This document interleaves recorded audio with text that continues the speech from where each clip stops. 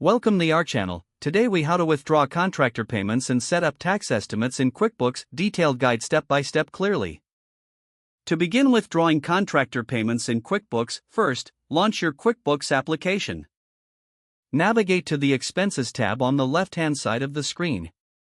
Select Vendors from the drop-down menu. Locate the contractor for whom you want to make the payment. Click on the contractor's name to open their profile. Choose the Make Payment option within their profile. Enter the payment amount in the respective field. Select the payment method you wish to use from the drop-down menu. Confirm the date of the payment to ensure accuracy. If needed, add a memo or note for your records.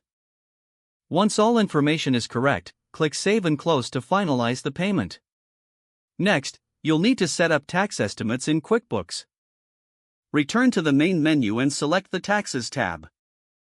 Choose Sales Tax or Payroll Tax, depending on your focus. Click on Manage Sales Tax if applicable. Select Add Tax to create a new tax profile. Fill in the necessary details, including tax name, rate, and jurisdiction. Once completed, click Save to store the new tax setup. To prepare for tax estimates, go back to the Taxes tab.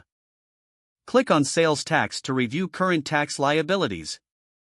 Note the anticipated quarterly payment amounts based on your records. Consider setting calendar reminders for each estimated payment due date. To summarize, ensure all contractor payments are accurately recorded. Double-check your tax estimates for any updates or changes.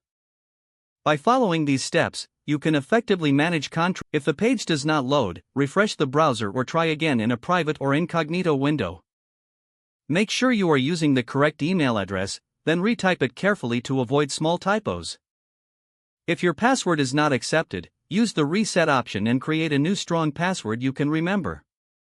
Don't forget to like this video and subscribe to our channel for more step-by-step tech guides.